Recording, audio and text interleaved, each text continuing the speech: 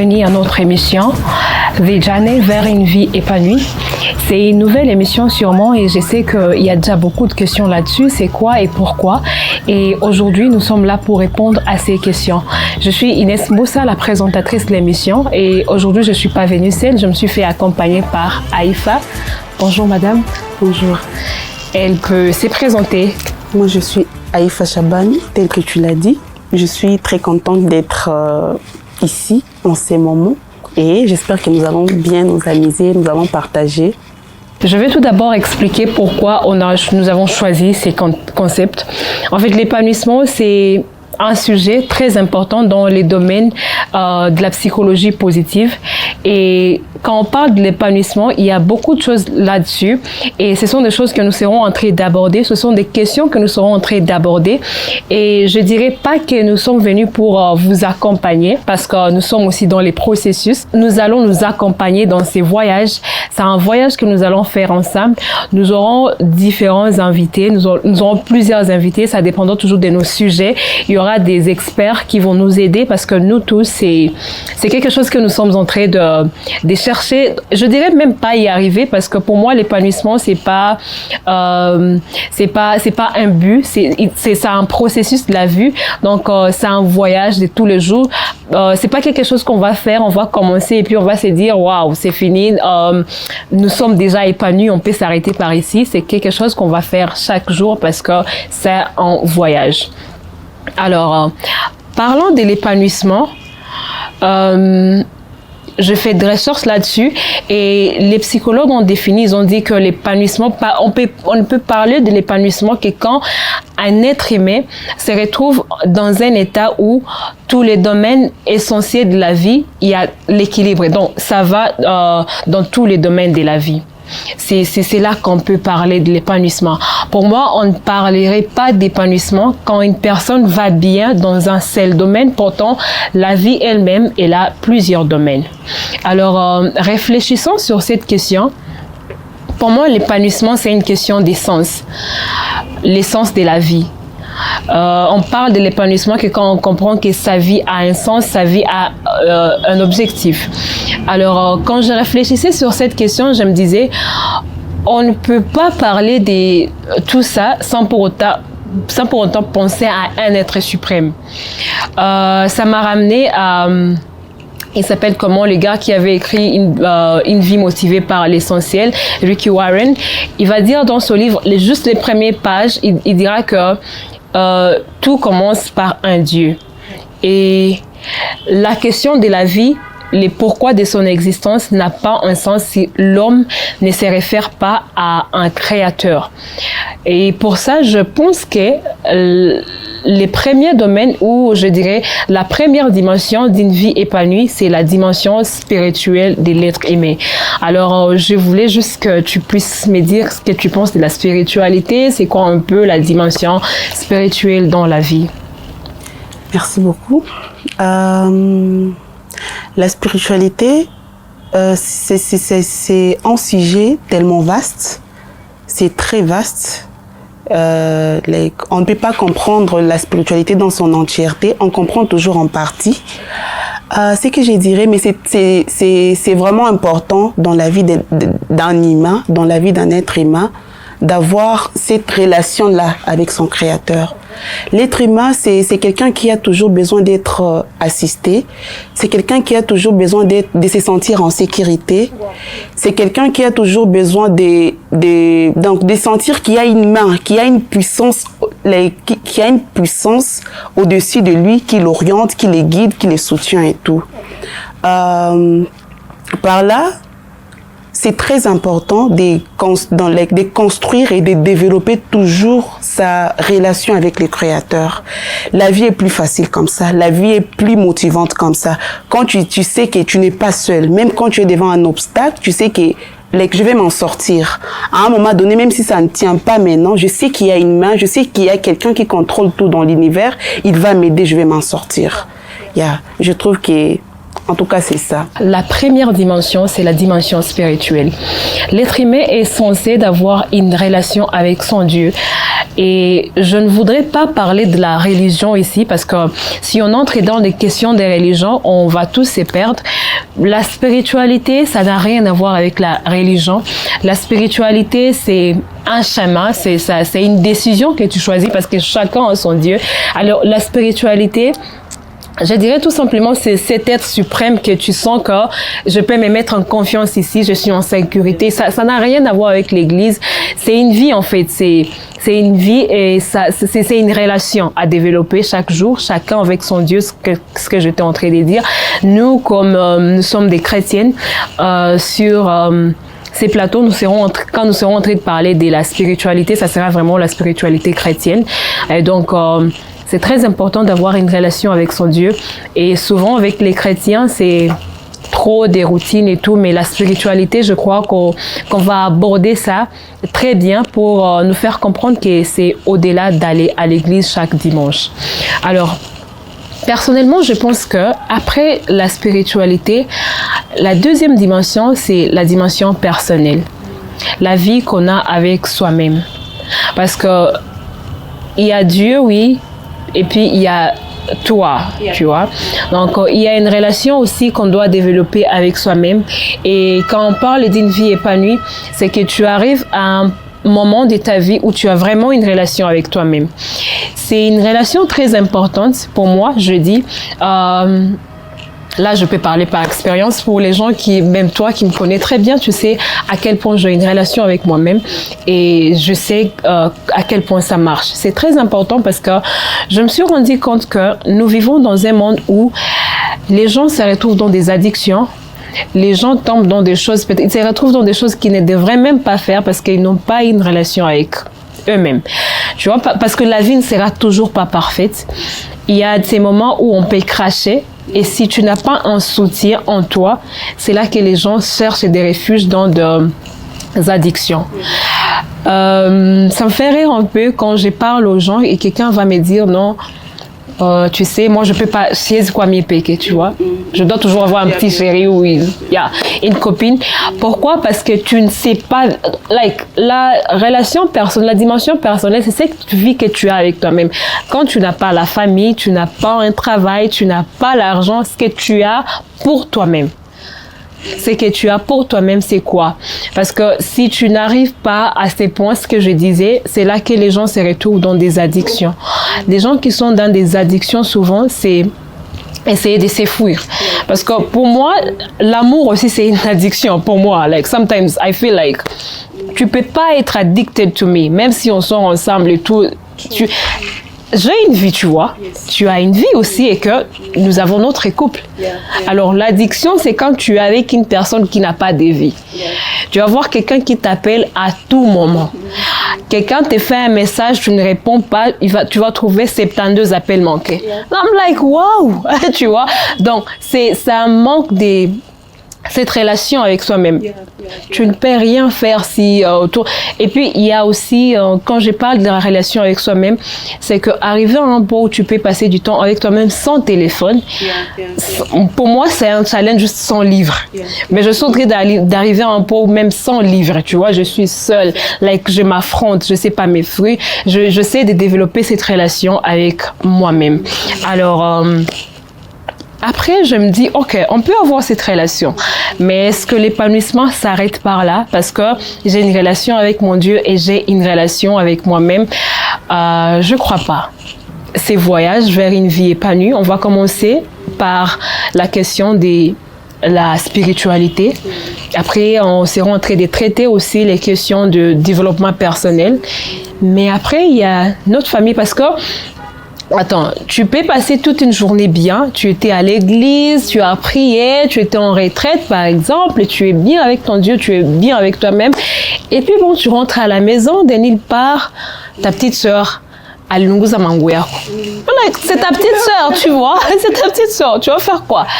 Ta maman, elle a laissé un truc là que tu dois faire, et toi tu avais une retraite et tout, tu n'as pas fait, elle est fâchée, tu vois. c'est ta maman, tu vas faire comment? Donc, il y a cette dimension familiale, et je ne sais pas ce que tu en penses. Sur la dimension familiale, tout ce que je dirais est que dans notre épanouissement personnel, la famille, elle est importante. Peu importe les personnes qui sont dans ta famille, peu importe leur caractère, peu importe leur comportement, la famille, elle est importante.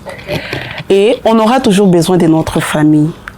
On aura toujours besoin de nos parents, on aura toujours besoin de nos frères, on aura toujours besoin de nos sœurs, on aura toujours besoin de nos cousins, on aura besoin d'eux. Peu importe leur caractère, peu importe leur manière de faire, leur manière d'agir, on aura toujours besoin d'eux. Donc la famille elle est vraiment importante. Moi, ce que j'ai compris sur la famille, c'est d'apprendre à les aimer. Okay. Peu importe quoi.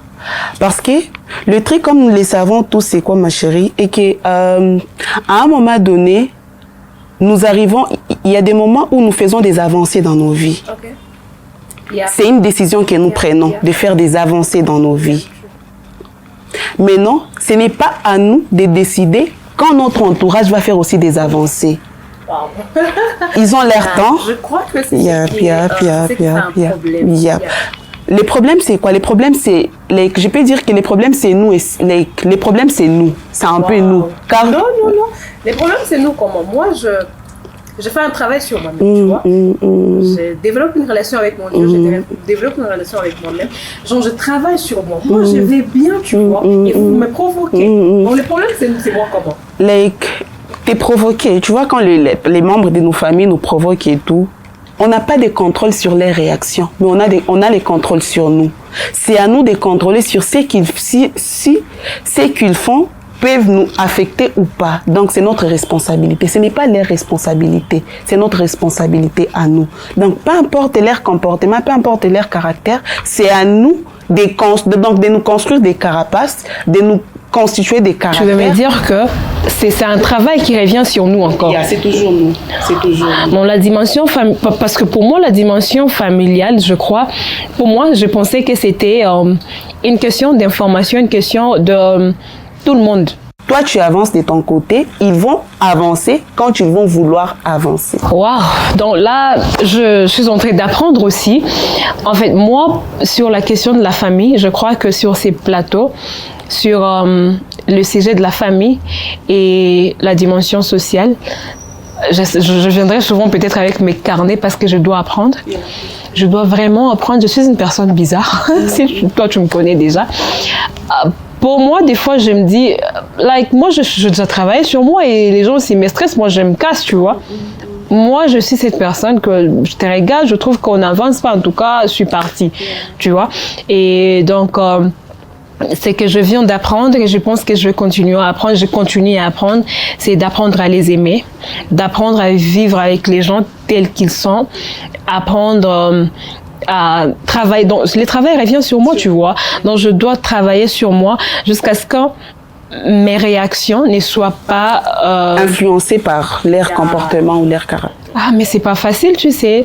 C'est pas facile parce que ce sont des personnes qui ne sont même pas conscientes des fois. La personne n'est même pas consciente qu'il y a un travail à faire là-dessus. Et souvent, ce sont des personnes que tu expliques, tu vois, quand tu fais ça marchait pas comme ça. La personne dit, toi, tu penses que tu es un ange? Tu penses que c'est toi qui changeras le monde? Donc, les personnes qui ne comprennent même pas si c'est important même pour eux, tu vois. And they are toxic to you. Parce que pour toi, you're like... Tu vois, moi, je suis en train de faire un travail sur moi.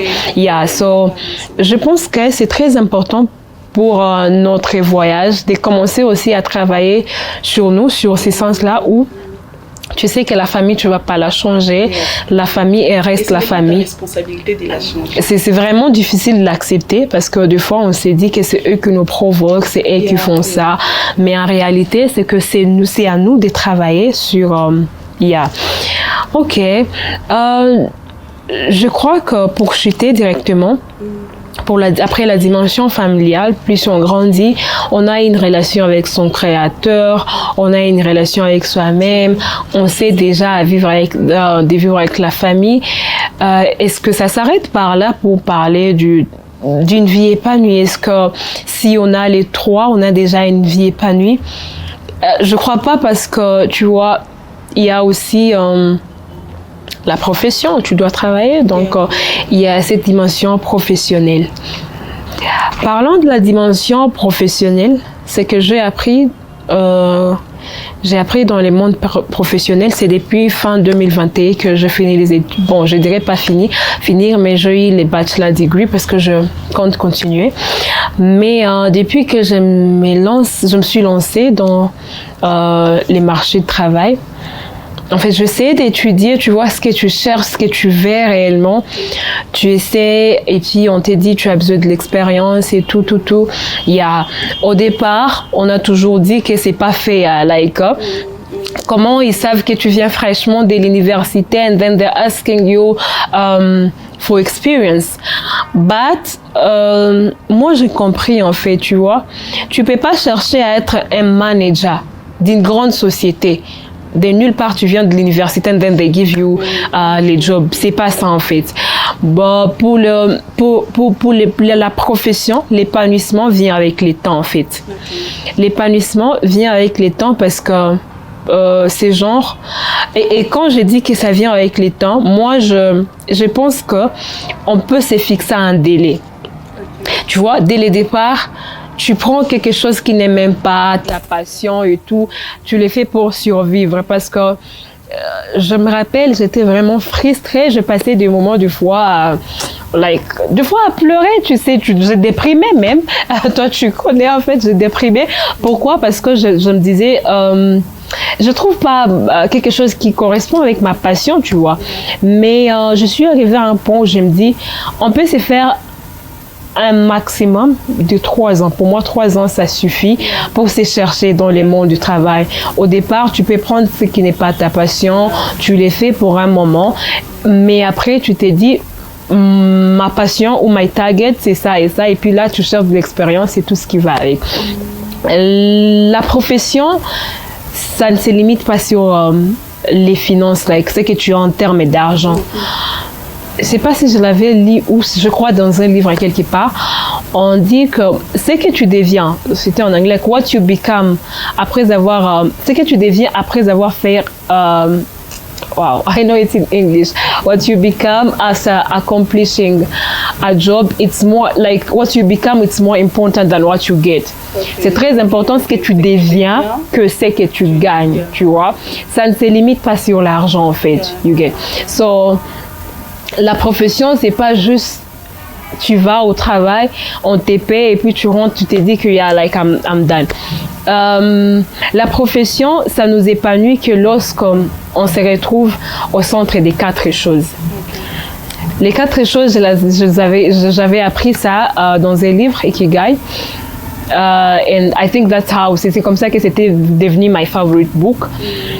C'est que pour Ikigai, c'est quoi d'abord? Ikigai, en un mot, c'est la raison d'être. Yeah. Ikigai, c'est la raison d'être. Et il y a 4 piliers pour parler de ça. Il y a la passion, il y a la mission, il y a la vocation et la profession. Alors, la passion, c'est toujours ce qu'on aime faire. Tu vois, tu t'es rêvé, on ne t'a pas demandé de les faire, tu les fais. En fait, moi, je suis pas trop cuisine, en fait. Je cuisine, mais c'est pas mon truc. Mais j'ai ma petite sœur que, pour elle, la cuisine, c'est, Alors, déjà, ça, c'est une passion. Cette personne qui ne se dérange pas d'aller à la cuisine et tout, c'est vraiment une passion, tu vois. Alors, la passion, c'est quelque chose que tu aimes faire. C'est juste ça. La passion, c'est défini par quelque chose que tu aimes faire. Il y a un mariage dans lequel tu as fait un protocole. C'est que peut-être que tu as bien mon organisation et que tu ne le sais pas. Alors, la vocation, c'est ce qu'on fait bien. Tu vois, il y a la différence entre ce qu'on aime faire et ce qu'on fait bien. Tu vois, on peut aimer quelque chose, tu aimes le faire, mais tu le fais pas bien. Et puis il y a quelque chose que tu n'aimes même pas le faire, mais tu le fais assez bien que tout le monde te demande de le faire. Ça, c'est la vocation. Alors, parlant de la profession, c'est what they pay you for. Hein? C'est pourquoi on te paye. So, la profession, alors, l'épanouissement professionnel, c'est quoi? L'épanouissement professionnel, c'est quand ta passion ta vocation et ta mission devient ta profession. Tu vois, ce que tu aimes faire, ce que tu fais bien, ce que le monde te demande devient c'est pourquoi on te paye. C'est ça l'épanouissement professionnel. Là, tu es professionnellement épanoui parce que quand tu les fais bien. On te demande ces services, tu te sens bien quand tu les fais, tu aimes les faire et puis on te paye. Là, tu es professionnellement épanoui. Alors, je pense aussi que c'est pas fini si on dit que la vie épanouie. Même après notre épanouissement professionnel, il y a la vie sociale. Parce que quand on parle du profession, déjà tu ne travailles pas avec ta famille. Hein. Tu travailles déjà avec d'autres personnes que tu rencontres à l'extérieur. Et là, nous voyons la vie sociale. Qu'est-ce que tu en dis? Moi, les sociales, j'appelle les sociales une famille qu'on s'est choisie. Tu vois, avec la famille, c'est quelque chose qu'on n'a pas choisi. Mais les sociales, on trie, on fait des tris. Tu choisis qui va être à côté de toi, qui va t'accompagner, qui va t'assister. Donc, tu as ta volonté sur ça. C'est pas quelque chose qui te tombe dessus. Donc, tu as un pouvoir tu as un contrôle. Tu contrôles qui est à côté de toi et qui n'est pas à côté de toi. Et c'est encore notre responsabilité. C'est à nous de savoir comment jauger, comment jouer avec ça, comment gérer les personnes autour de nous et comment vivre bien avec ces personnes. Là intervient les savoir-vivre. On a besoin de bien vivre avec ces personnes car de là viennent nos amis, de là viennent nos maris, de là viennent nos chefs au travail, de là viennent nos plus belles rencontres, nos connaissances. Donc nous sommes censés travailler sur notre vie sociale. Donc, nous sommes censés nous développer socialement et élargir nos bornes, élargir nos bornes socialement. C'est très important dans l'épanouissement, étant donné qu'on ne vit pas seul. Si on était dans son monde seul, ça m'étonne les gens qui disent que moi, je n'ai pas besoin des gens. On aura toujours besoin des gens. On ne peut pas tout faire seul. On aura toujours besoin des gens. Et quand les gens sont autour de nous, il y a des manières qui vont avec, qui va avec. Il y a un comportement qui va avec pour les garder, pour les protéger autour de toi. Donc c'est toujours notre responsabilité, quoi. Et ça fait partie de notre épanouissement. Parce que dans notre entourage aujourd'hui, avec tout ce que nous traversons, il y a des personnes qui sont riches financièrement, mais pauvres socialement. Qui va t'enterrer? Qui va t'enterrer? On aura toujours besoin des personnes autour de nous. Yeah. Merci beaucoup de suivre l'émission. Nous sommes pratiquement à la fin. Nous étions en train donc de parler des 5 dimensions d'une vie épanouie et nous avons commencé avec la dimension spirituelle. Nous avons dit que tout commence par Dieu. Nous avons parlé de la dimension personnelle, c'est que nous sommes censés d'avoir une relation avec nous-mêmes. Nous sommes censés d'avoir un ami en nous, tu vois. Cette personne avec qui tu seras heureux de vivre pour le reste de ta vie. Tu dois d'abord la trouver en toi. Nous avons parlé de la dimension professionnelle. Sur la dimension professionnelle, nous avons dit que nous sommes professionnellement épanouis quand notre passion, notre mission, notre vocation, ça constitue notre profession. C'est là que nous parlons de l'épanouissement professionnel. Nous allons parler de la vie familiale. Là, j'ai appris que nous sommes censés à vivre avec notre famille telle qu'elle est parce que c'est Dieu qui nous a choisi cette famille et c'est pas toujours un plan des hasards. Nous avons parlé de la dimension sociale et là, nous avons compris que nous avons besoin des gens autour de nous parce que tout ce que nous avons, notre vie dépend des autres en fait. Alors nous avons besoin de toutes ces dimensions pour parler d'une vie épanouie. Et c'est très important d'équilibrer toutes ces dimensions parce qu'on ne parlera pas de l'épanouissement quand on se focalise sur la spiritualité. Il y a des gens qui savent bien prier mais qui ne savent pas vivre avec les autres. Il y a des gens qui sont financièrement riches, mais à la maison, c'est toujours des conflits dans la famille. Il y a des gens qui sont bien un peu partout, je dirais spirituellement, financièrement, mais socialement, ça va pas. Donc, c'est très important de travailler sur toutes ces dimensions. Et si, comme c'est 5, nous avons 100%, je dirais, Donc, nous sommes appelés à donner 20%, 20%, 20% à chacune de ces dimensions. Il ne faut pas donner 80% aux professions et laisser les 4 autres dimensions se débrouiller avec les 20% qui restent. Donc, c'est très important d'avoir une vie équilibrée. Voilà, nous sommes à la fin de notre émission Vejane vers une vie épanouie. Merci d'avoir suivi cette émission et à très bientôt pour les prochains numéros.